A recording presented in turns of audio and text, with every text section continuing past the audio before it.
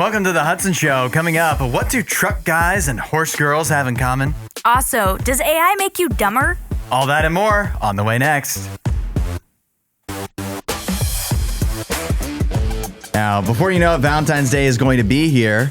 One way you can show your love for your significant other is with ice cream. Specifically, the new Love Language collection from Van Leeuwen. So first of all, you need to figure out what your significant other's love language is, and then that will then inform you which flavor of ice cream from Van Leeuwen you are supposed to buy. What's your love language, Allie? Words of affirmation. Words of affirmation. You need, hold on. I've got okay. You need You're My Brown Sugar Cookie Butter, which is brown sugar ice cream swirled with cookie butter. That doesn't sound bad. That sounds like the best one to me. Words of affirmation. You know what? I like all 5 love languages. Okay. I just like to be loved. If your love language is physical touch, then you need the Hug Me Hazelnut Truffle, which is hazelnut ice cream with pieces of chocolate truffles. Receive, if you are a gift receiver and giver, chocolate strawberry surprise. That mixes sweet cream ice cream with strawberry jam and chocolate chips. There's also Let's Hang Out Some More. That is quality time, of course. And finally, there is Blackberry Chip In, which is acts of service. They really just came up with some really bad puns. And they're like, let's make a love language ice cream line out of these. Yeah, some of them feel like they probably came up with these using the help of ChatGPT. But I like the one for me, You're My Brown Sugar. Like, that makes me think of the song by, oh, dang it, I'm going to forget the band. Rolling Stones. Rolling Stones, yeah. Yeah, that's a weird song. You wouldn't remember this, but there was a time where we used to try every Van Leeuwen ice cream that they would come out with. Really? And then we realized that none of them were very exciting. And we just rather would have regular ice cream. Now, these flavors aren't out of the, like, these aren't odd. But in the past, they've done mac and cheese and pizza. And I feel like they try to get away with seeming fancy and then also getting in the news by doing these weird flavors. But neither are they fancy enough to be good, nor are the weird flavors good enough to be fun. Yeah. So, but we might have to try these. We might, just for the fun of it, for Valentine's, right? Yeah, I mean, when in Rome, it's the spirit of the season. Mm-hmm. So love is in the air, and it's also in the ice cream at Van Leeuwen, which these are now, it says, available at Kroger's and other supermarkets that are owned by Kroger near you. You should be able to find them now. Yeah. So you can start. You don't have to wait all the way till Valentine's Day either. Something you got to remember that you can show your love anytime. Yes. Especially when these are available. There's still a lot to learn about AI, and you know what? It's not going away. Mm-hmm. But we might want to, this is just one more reason to rethink how we're using AI and how much we're using it, because a new study has come out from the UK that has shown that if you use AI, the more you use AI, the more likely you are to be dumb.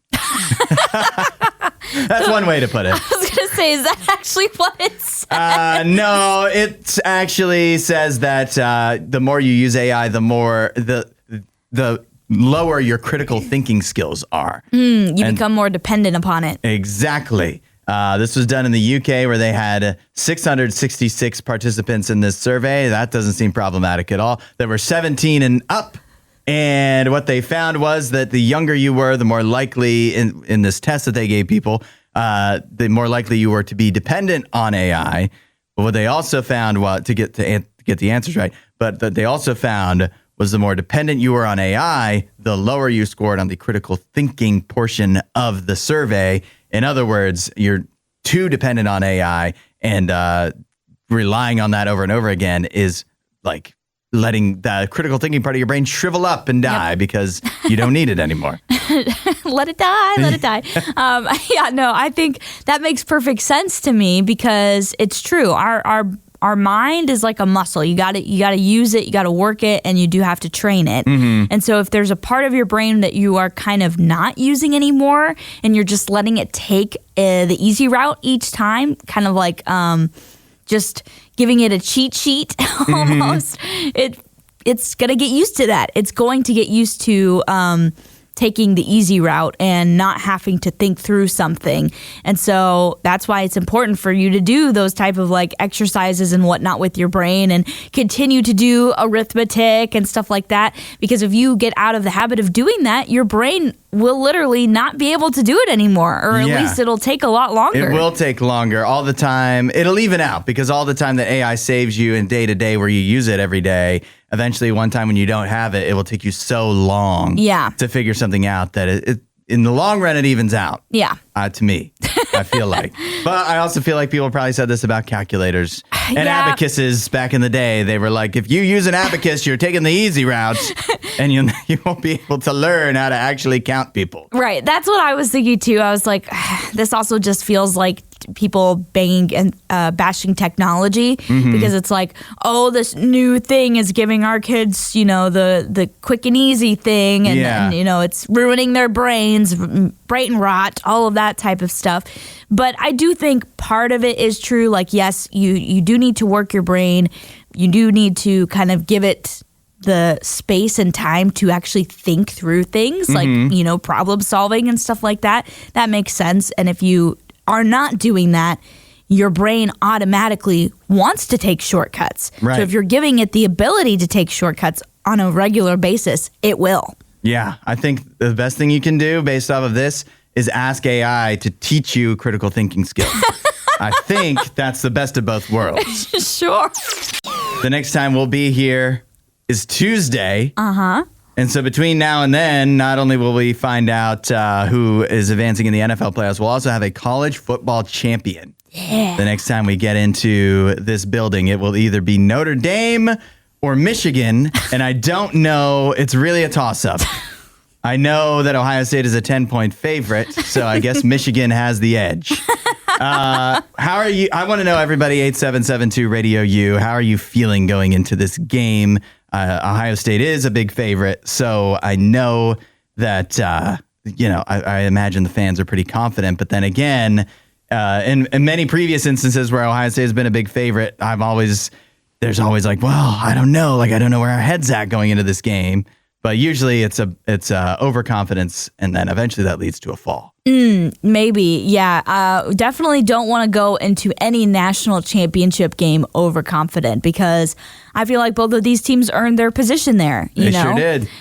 So I don't want to discredit Notre Dame at all by making it seem as if it's going to be a cakewalk for Ohio State. It was not a cakewalk against Texas. That was a hard-fought game in the semifinal, and I have no reason to believe that it will be a cakewalk against Notre Dame. But I do feel like Notre Dame's defense is not as good as Texas's defense.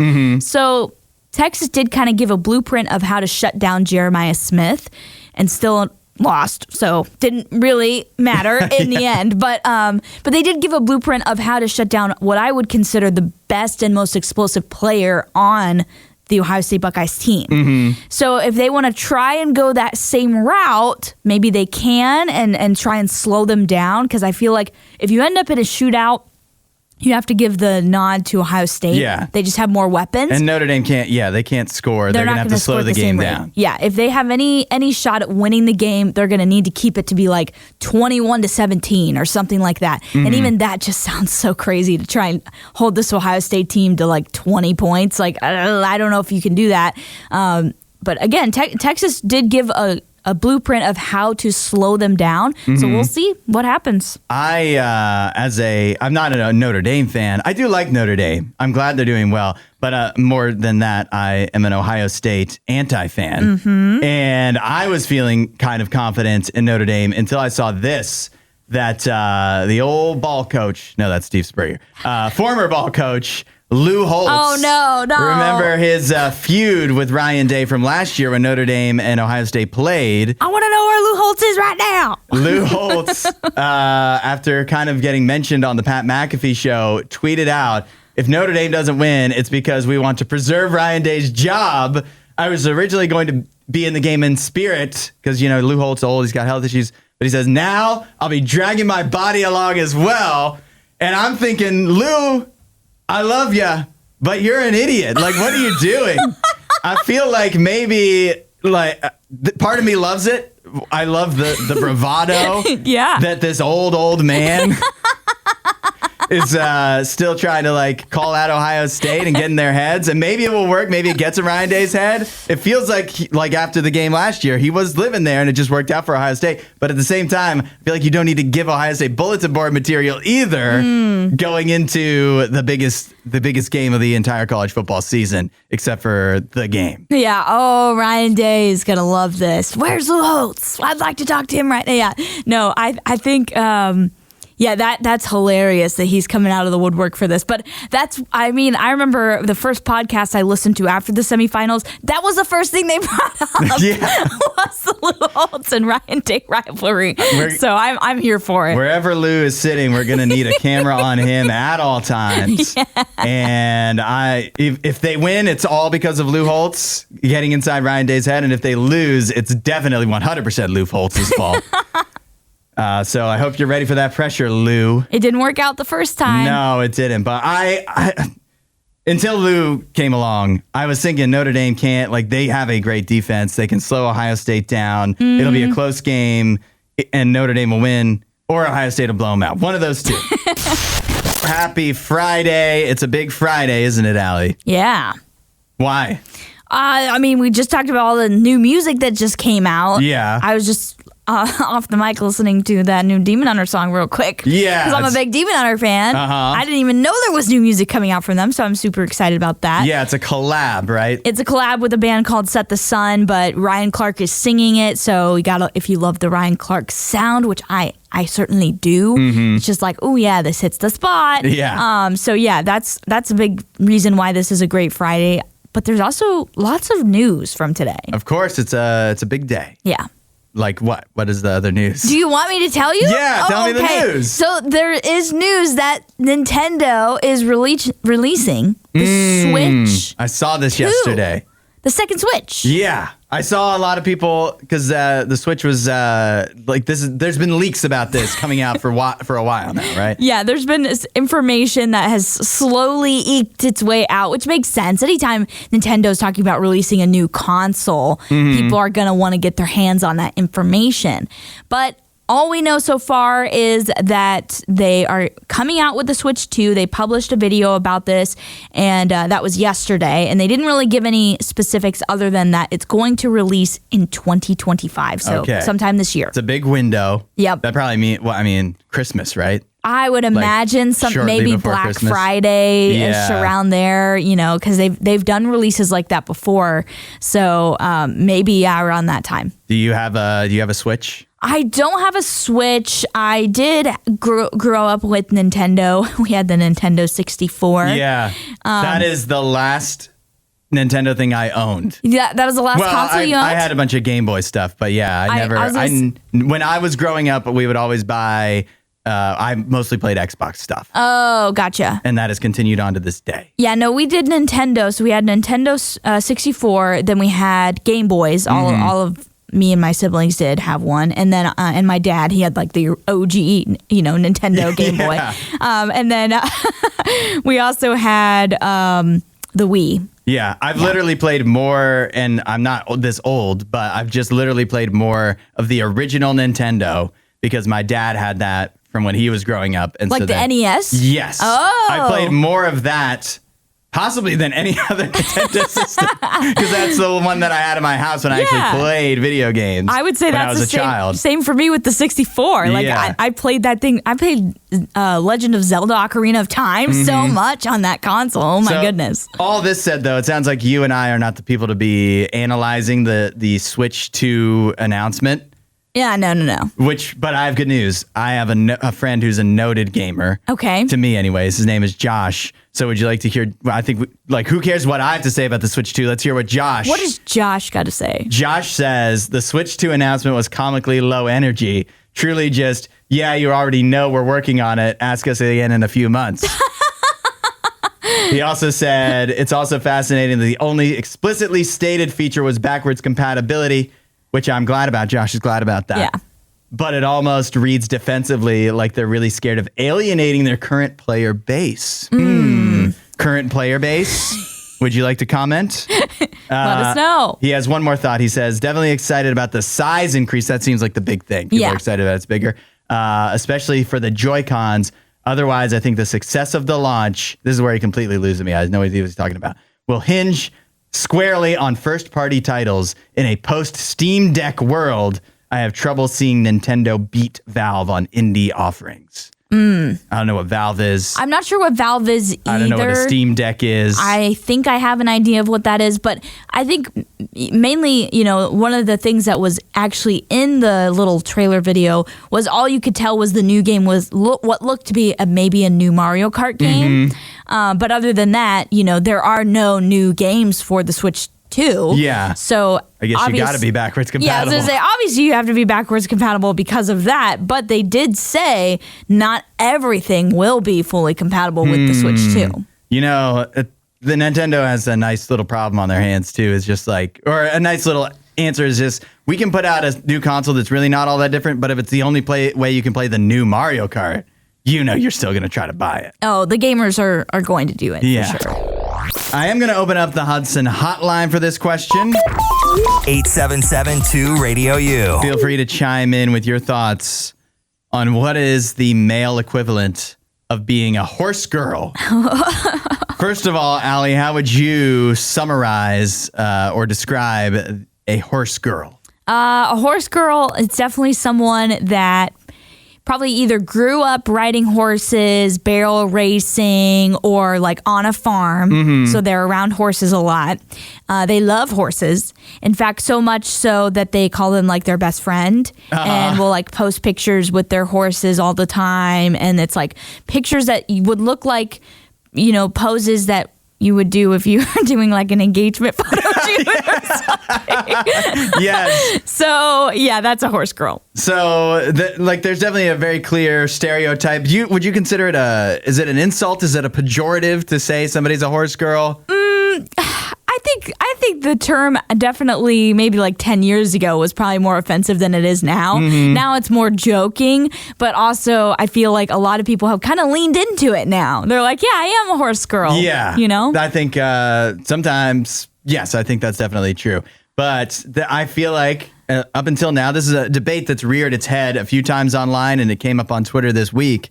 But I don't know if we've ever got a definitive answer for what the male equivalent, because there's no horse guys. Yeah, not really, no. But if there was a horse guy, what would his thing be? It wouldn't be horses. It'd be something else. It's something else. What is the male equivalent of a horse girl? And so yet again, the Hudson hotline is open. 877-2-RADIO-U. Let us know your thoughts on what is the male equivalent of a horse girl. I want you to judge these responses. Okay. Nick says, hot boy car guy is the male equivalent of a horse girl. Oh. Analyze that. That's a good one. That was what was first coming to my mind was the truck guy or Oh, truck guy. the people that like their car just a little too much. You're this is a little weird, Somebody online said, because it's been a debate online too, said the guy that parks his Jeep for his profile photo on a rock, he's about to go out off-roading, but it's just a rock in a parking lot. It's like the rock girl at the local, Riker or something that they put the cars on. Yeah, exactly.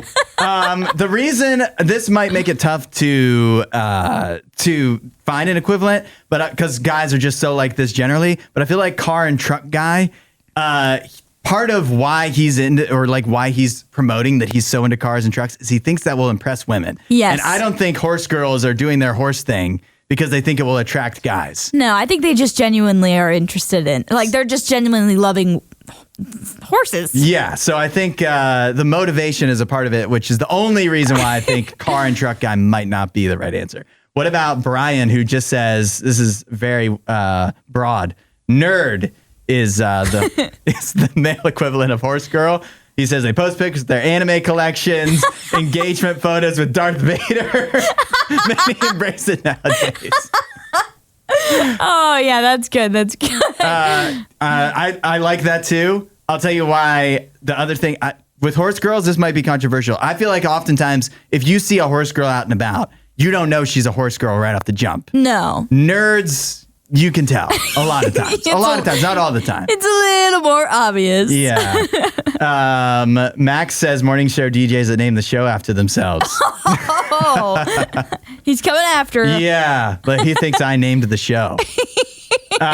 Mickey just simply says farmer. Okay. Is that? Yeah, people take pictures with their tractors. That's true. Yeah. Some of the other ones that I've seen, Regina got in. She says, I'd say either a big gamer or those guys who are into having a doll as a girlfriend. Oh. That's kind of insulting to horse girls, I think, if you're comparing those two. Yeah, I wouldn't go that far, but definitely the gamer, I was thinking that as an option too, like somebody that's really, really into games. But I haven't really seen gamers take pictures like with their console or something like that. Not like what we were talking about with the trucks. But is like streaming on Twitch the same thing to not very many followers? Maybe. It's like a little bit of like, why are you doing this? But I think it's a different type of thing. So I don't know. I've got two more that I like. Okay. I can't decide. These are the two I like the best. Charlie says reptile guy. Reptile guy. Yes. Okay. I had a friend that was a reptile guy growing up. And I feel like that is because like they'll post like their snakes or whatever. Yes. Reptile guys look fairly normal usually. Yep. Yeah, sure. Sometimes they got like a big ponytail or something going, but like normally you can't tell. But it's even an animal too. So, and then we also had Camden say finance bros. Oh, okay. Yeah, maybe. Also, Mickey just came in and said bodybuilders.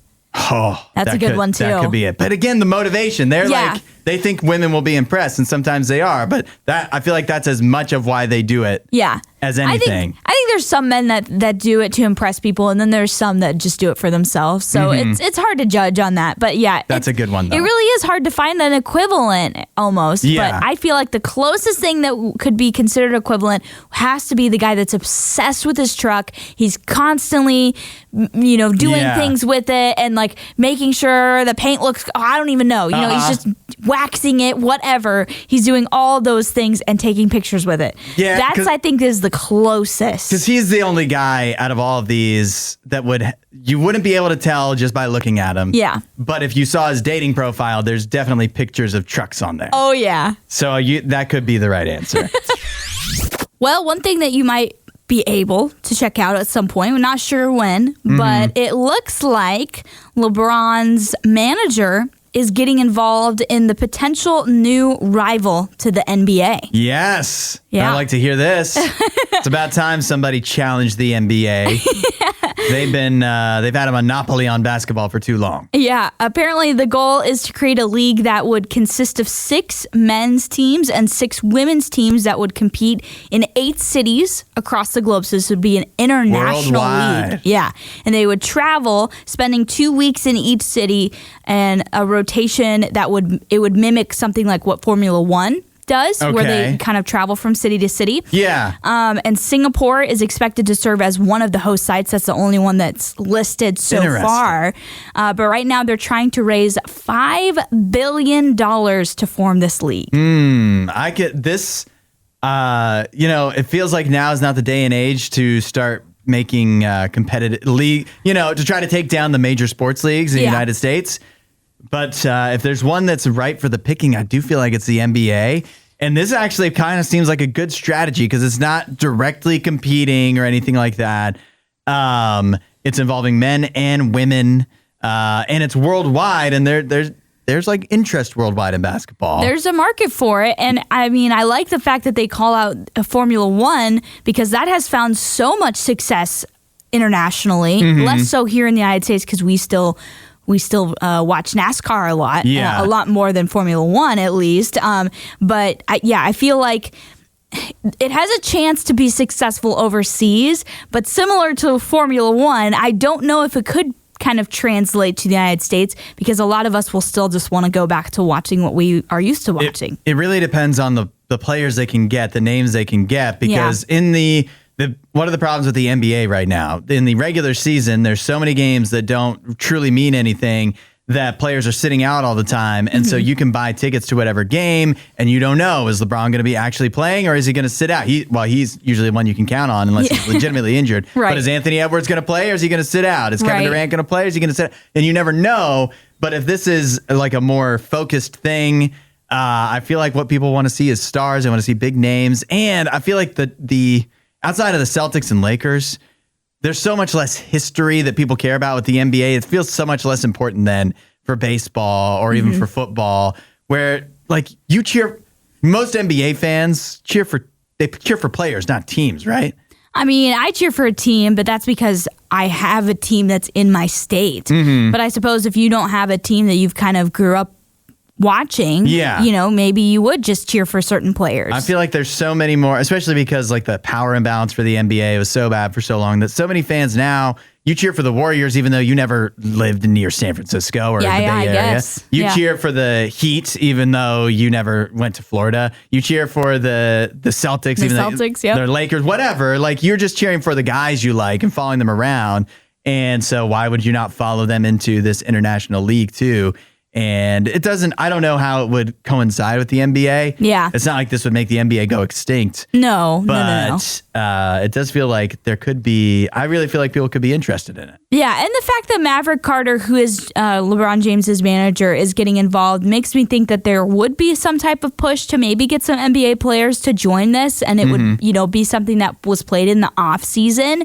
Or, you get maybe some of the younger players from the G League. I don't know. But I guess, that would be to get an American audience. I think it would be dependent on who's playing. Internationally, though, I do think it'll help with like traveling from the different cities. That's going to create some excitement, especially in those specific cities and countries. Because anytime you see any sport from the United States travel internationally, I mean, there's just so much excitement from those cities for people to go out and watch those games. Yeah, there's a reason the NFL keeps doing these international games, even though they're so inconvenient for their American fan base. Right. It's because internationally, they eat them up. Right, and baseball too. Baseball started their season in Korea last year or something like that? Yeah, Korea, they've done London. Yeah, they do Mexico all the time, and those are always so hype. So yeah, I think this is a formula that could work. Yeah, watch out NBA. You might have some competition coming your way. Radio U, where music is going. We're doing a food fight on the Hudson Show.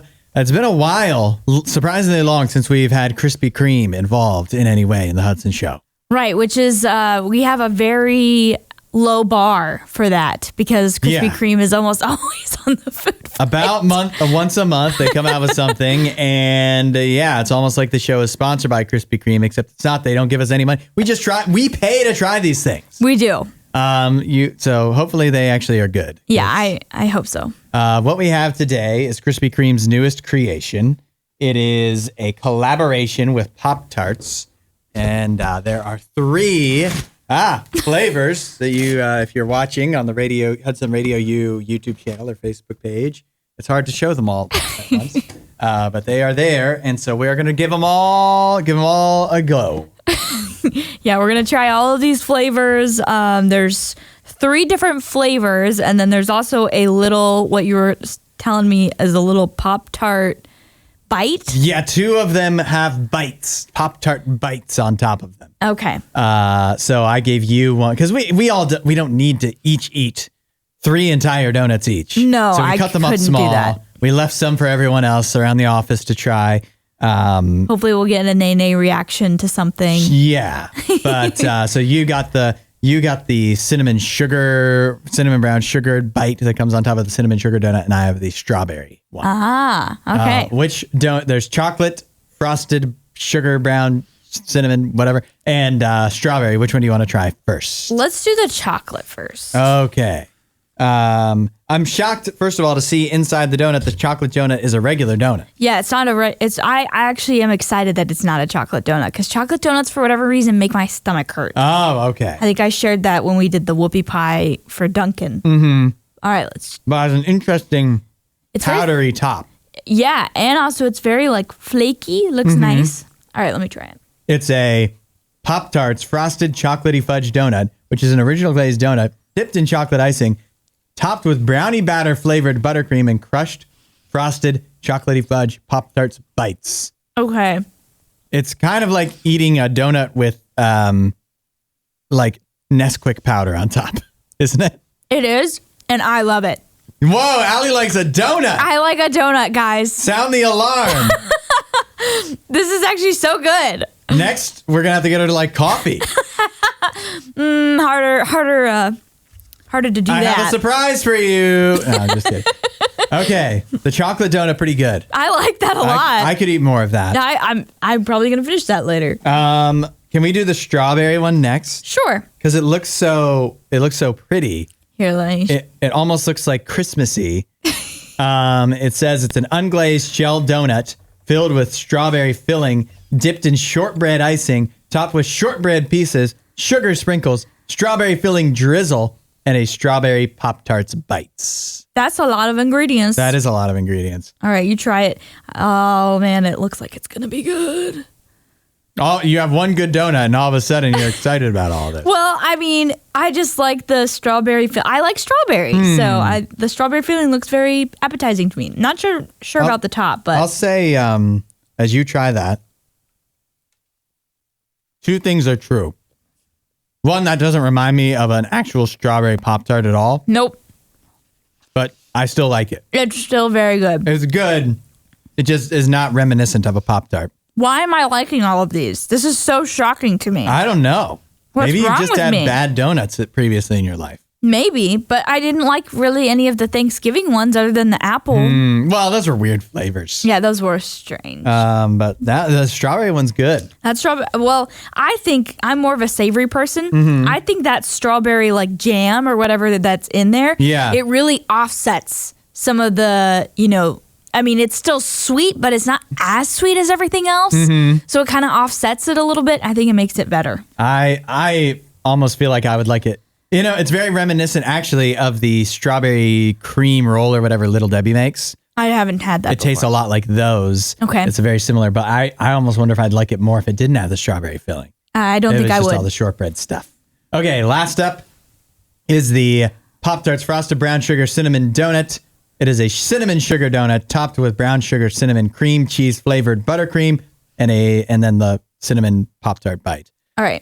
Go ahead and have it. While I was dishing this one out, and it's just happened again, the little like piping of cream cheese filling just rolls right off. It does not stick to the donut. It doesn't adhere whatsoever to the donut. And so you do have to kind of like clamp that down yourself. Yeah. If you want to get it all in one bite.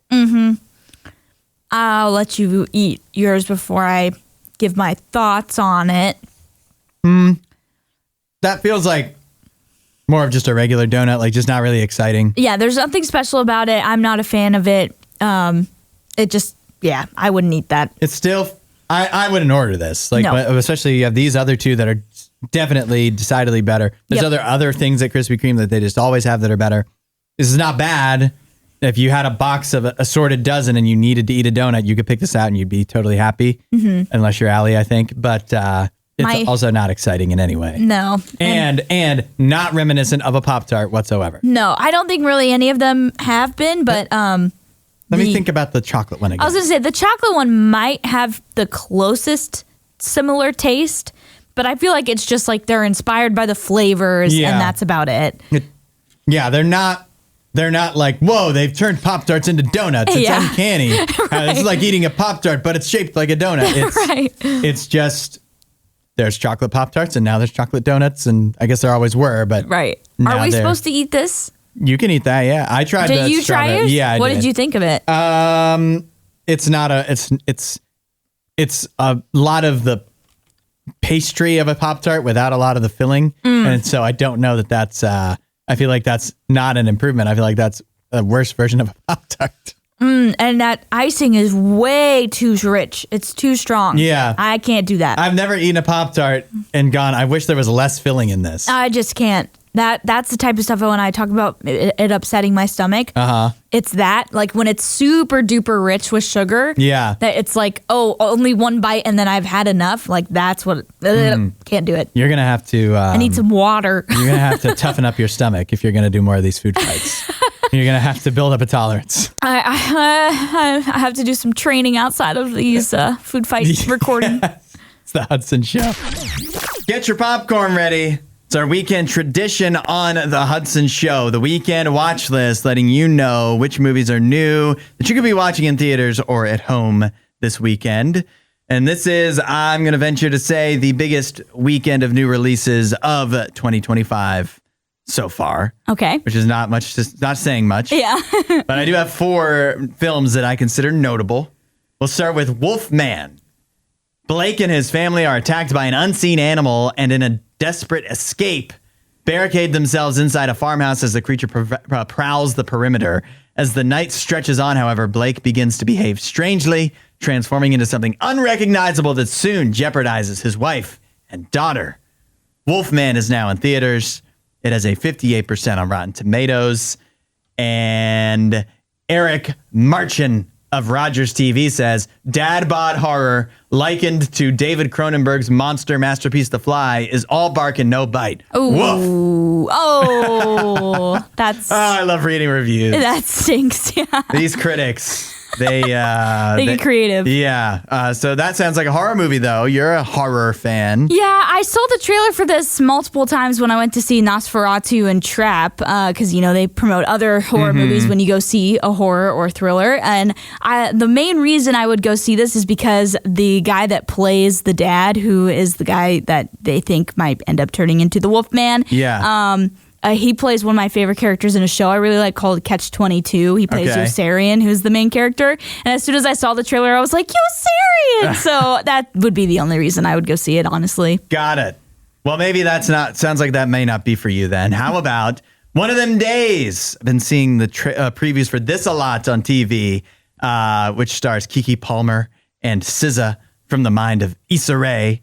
When her boyfriend takes her rent money, Alyssa and her roommate race against the clock to avoid eviction and keep their friendship intact. One of Them Days is now in theaters. 96% on Rotten Tomatoes. Okay. And Amy Nicholson of the Los Angeles Times says this shaggy, silly movie works because you want it to be. You want to be there wherever the leads fall apart on their faces. A blood bank, a brawl, an ambulance. SZA and Palmer make a fun pair. They're not quite an odd couple, more like adjacent screwballs. Every time I see the trailer for that, I'm like, that kind of could work. And Mrs. Hudson is like, absolutely not interested. So that's in theaters as well. But maybe you just want to stay at home for a quiet night in. Maybe you want to watch Back in Action, starring Cameron Diaz and Jamie Foxx. Back in Action, former CIA spies Emily and Matt are pulled back into espionage after their secret identities are exposed. Back in Action is now on Netflix. 21% on Rotten Tomatoes. But according to William Bibiani of The Wrap, it's for films like Back in Action that the word mediocre was invented. It's not that the film is bad. It's not interesting or ambitious enough to be bad. It simply is. It just is. That's the worst. That's always tough. And isn't this like Cameron Diaz's big return? She hasn't been in a movie in forever. It's been a long time. Yeah. Since what? Bad Teacher, maybe? I think maybe around that time. Yeah. Night and Day or something like that. She deserves better than this. Yeah. So that's on Netflix. And one last brand new release for you, and that is A Different Man. An aspiring actor undergoes a radical medical procedure to drastically transform his appearance, and it works. He turns into Sebastian Stan. However, his new dream face quickly turns into a nightmare as he becomes obsessed with reclaiming what was lost. A Different Man is now on Max. It has a 92% on Rotten Tomatoes. Ooh. And Sandra Hall of the Sydney Morning Herald says, an audacious and mordantly funny attempt. What does mordantly mean? I don't know. To analyze a subject that's so often regarded as taboo. A Different Man is now on Max. That sounds like very interesting. It sounds interesting indeed. Also new, I think worth pointing out, the premiere of Severance Season 2 is on Apple TV+. I just started Season 1. More on that in the box office breakdown on Monday. Also, the movie I watched last week, A Real Pain, now on Hulu.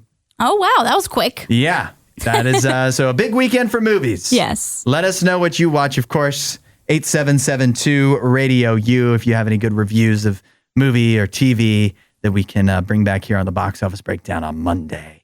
That's your weekend watch list. We'll see you at the movies. Welcome to the long weekend.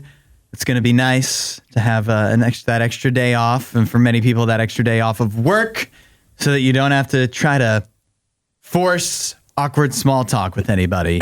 Apparently, something that we really have a big problem with, according to this new survey, that has found that 74% of workers struggle to make small talk, light conversation with their coworkers in the break room or the elevator, et cetera, et cetera. That's 74%. 3 out of 4 people can't even make small talk anymore. That is crazy, but also not shocking because small talk can get very awkward, especially in the workplace. If you're like the type of person that doesn't want to talk, if you're more introverted and you're talking with an extrovert, like it can be really hard. Yeah, it can be incredibly difficult. I totally understand this. I do think it's a good sign for us because it means that if people have a hard time talking, our job should be safe. Right. When nobody's going to get... 3 out of 4 people have no absolute hope. People think this is easy. 3 out of 4 have no chance. You can't even do it off of the microphone. No, yeah. Here's the thing is, we come in and we have to talk together for several hours and people don't realize how draining that is. Like, not that we're like, we hate each other. It's so draining to talk to Hudson, but more it's just like, it really does take a lot of your brain power to come in here and like talk about all these different topics. Yes, think and about all different this things stuff. to say. Yeah. And also you might think that being so good at this as we are, that it would make us good at doing small talk elsewhere, which is not the case at all. No. I am really bad, but I'll tell you what it is. Okay. Why I'm bad at small talk is 1, because I have no interest in anybody else but myself. But 2 is it's generationally. Oh. I can talk to people my age, basically, because I kind of know like what's going on with them or whatever. And I can talk to people, anybody that I know is a sports fan, like that's obvious. I'll just ask, how's whatever going. But anybody that's older than me, I have no idea. What am I supposed to do? Ask about their kids?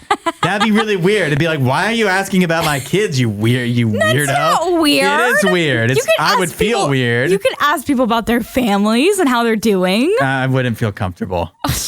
Well, maybe this is why you're so bad at small talk. I know that is, but I think I'm not alone. I mean, clearly, I felt like I was bad at small talk too until, you just said what you did. And now I'm like, maybe I'm not that bad at it after all. What kind of questions do you ask to like if you're in the break room with somebody? Well, typically I'll ask them like how their day is going. I'll ask them maybe, one of the things I've been talking a lot about lately with people, because also I do a lot of small talk like at pickleball in between playing games. Oh, yeah. Is I'll ask them about their jobs. I'll ask them about the weather, because we've been having, at least here at RadioU Ohio land, we've been having a lot of cold temperatures, a lot of snow. And so talking about that sometimes of like, oh, what did you do on this day when we had this really bad weather with like the driving and stuff like that? And so we'll talk about that. I guess the weather is always a shoe-in. Yeah, it's always easy. Everybody's experiencing that. So yeah, I guess I'm not as bad as what I thought. Yeah, sometimes I like when people go away for a while because then you can be like, oh, what did you? Yeah. What'd you do on vacation or whatever? Or we just did the weekend watch list. So ask people what they've been watching is another tip I think that works. But the other thing is I feel like a lot of us are worried that you ask the wrong question of the person that doesn't seem like a loaded question at all. And all of a sudden they're unloading something on you or saying something that you find very controversial. And you're like, I didn't mean to get into this. Right. You're like, and it's talking. You ask something about the weather and all of a sudden they're talking about politics and you're like, well, I didn't know we were getting into, this wasn't the territory I was prepared to wade into. Right. I didn't want to tread this ground with you. Yeah. I guess that's always a risk, right? Whenever you're involved in a conversation with someone else, that there's a risk that it might go somewhere that you didn't expect. Yeah. And some people, apparently 1 out of 4 are just comfortable with that. And the rest of us, not now so much. Very awkward and uncomfortable and would rather just keep our heads down and put our AirPods in and do something else. Yeah. We are heading into the weekend. Many call this the best weekend of football in the NFL season. The divisional round. You got 4 games going this weekend. Saturday, Texans versus Chiefs. Also Saturday, Commanders versus Lions. Sunday, Rams, Eagles. And it all caps off with what is going to be one of the games of the year, and that is Ravens and Bills. I want to talk about Ravens and Bills. Okay. Because I feel like this is the biggest game for these two guys, for the two quarterbacks, Josh Allen and Lamar Jackson's playoff careers, their legacy, how they are viewed, but also a week's time from now, it could mean absolutely nothing. And I feel like it might. Yeah, I mean, this definitely feels like a huge game in this, playoff, this round of the playoffs. But yeah, I get what you mean as far as like once we're beyond it, we're probably not even going to remember it because it's so early on. It feels like almost a little anticlimactic to have such a good game this early. It only matters if, like, really, I think it only matters if whoever wins also beats Patrick Mahomes and the Chiefs next week. True. Yeah. Or possibly the Texans, but more than likely the Chiefs are big favorites. The Chiefs. Yeah, and they're going to have to do it on the road, and they're going to have to do it on the road after playing this knockdown, drag-out game in what will be apparently very wintry weather. Yep. It's in Buffalo, of course. And so that's going to take a lot out of these guys. And so they're setting themselves up. Whoever wins is just set up to be knocked down by the Chiefs.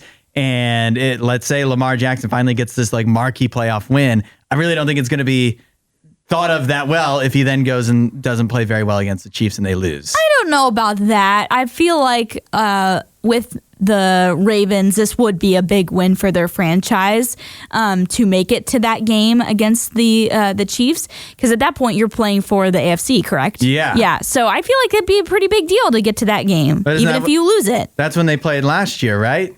The Ravens? Yeah, the Chiefs. Yeah, but and nobody's like, well, Lamar was pretty good. Like, it's just he can't win the big game. Yeah. And this is only the big game until the next big game. And that's what I meant by like saying this does feel a little almost anticlimactic because of the fact that it's like, well, yeah, you can win this game, but are you going to win the AFC? But still, it's awesome to see a big matchup like this in the playoffs, no matter what time it is. So.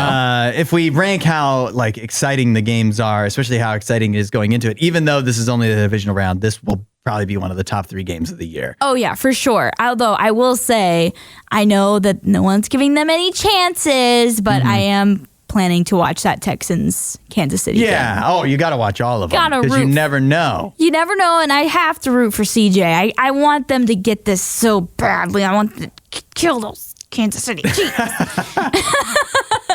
I think another thing that is interesting is the Eagles and Rams, because I feel like everybody now is pulling for the Rams on Sunday. Yeah. Even though anytime you have the Rams coming from LA, obviously they've had a lot of disruption that didn't really make a difference, it seems, against the Vikings. But it's just a weird schedule, a shorter week, and now they have to go from sunny California to play a weather game in Philadelphia. Right. And everybody's like, well, the Eagles didn't look very good against the Packers. Oh, yeah, maybe the Packers just have a good defense. Yeah. I think the Eagles, I really feel like they're going to do well against the Rams. I do too. I mean, LA, they played in Arizona for their first game, and obviously that has much better weather than Philadelphia currently right now. Yeah. So yeah, I think the weather might play a role in it. And I mean, come on, Philadelphia was a better team than LA in the regular season. So we would not be shocked. They also beat them in the regular season. Right. We would not be shocked if LA does again what they did in the regular season. So rapid fire picks, Chiefs, Texans. Chiefs, unfortunately. Chiefs. That's another warmer weather team trying to go to the cold. That's going to be tough. Yep. Commanders, Lions. I'm going to go with Lions. I like the Commanders. Okay. I think Jaden Daniels, this is his Joe Burrow when Joe Burrow made it to the Super Bowl. This could be his year. Maybe. Eagles, Rams. Are we both going with the Eagles? Yep, going with Eagles. And then the big one, Sunday night, Bills, Ravens. I'm going Josh Allen with the Bills. Yeah, me too. Yeah. Yeah. All right. This is going to be the best. Yeah. So the best. It's a good Friday, right? It's especially good with the long weekend coming up, but it's just still a good Friday either way. Right. Do you think it gains itself very good status? Like that kind of coveted title of something being very good? Very good. I don't know if you can say that till it's over, but it's off to a good start. It's definitely off to a good start. What is something that you would describe, like in your life, you're like, this thing is very good? Oh, like probably some kind of food. Yeah, like something that you enjoy a lot, right? Yeah, okay. LaCroix, limoncello LaCroix is very good. You're like, this is so good. That makes me happy. Right. Well, I feel like oftentimes in life we kind of view ourselves in a light that's like we're not good enough, we're not very good, right? And I was actually recently reading the Genesis creation story again, which is, God creating the earth. Yeah. And it's crazy to me, but like sometimes we miss this when he's talking about all the things that he's created. The very last thing he says is obviously he created man, which is us. Yeah. And he says that creation is very good. And sometimes I think we forget that he said that. Yeah. You know? Didn't he say everything else was good? He And said then everything else was good, and he gave the status of very good. Yeah, that's what I'm talking about. That's what I'm talking about. Sometimes we forget about that, though. Obviously, sin was introduced after that. So there's things that we need to understand with that. But I feel like what we need to remember is when we have that feeling of like, we're never good enough. Why would God ever want a relationship with me and all my mess that I have to bring in the situation? We have to remember that he called you very good for a reason. Right. You are his creation. He wants a relationship with you. Why would he send his son to die for you if he didn't want a relationship with you and he didn't think that you were very good? Yeah. And you know what else is tough to think about is when he says very good about humans, that doesn't just mean... That means it does mean you, which is great to think about. It also means everybody else is very good, even though you don't want to think that. But I think that's also a challenge too. That remember, that's how God sees everybody, even the people you don't like or the people that are on the news doing stupid things. They're all very good in God's eyes, and we got to. But I think that's a beautiful way to view things. And so being able to spend that time with God and think about, it trains you to think about people in that way. At least it should. Right, because this world really does beat you down. It really does say you're not good enough, and it really does pit us against each other. So we do view people as like, oh, they are a hot mess, and it's like, well, so am I. But yeah, like you said, it's important that we have that same mindset that God views us all the same. We are all his children, and he wants us to be redeemed. That's why he sent his son. He wants you to be very good. And so all you got to do is just accept that. He's already offering it to you as a free gift. So might as well just say yes to it. Wow. Wouldn't you know it? If you go to RadioU.com/free gift, you can find out more. What? Or you can just start talking to God right now and find out more that way too. Yes. It's a great place to start. Thanks for listening to The Hudson Show. Please don't forget to rate and review the podcast.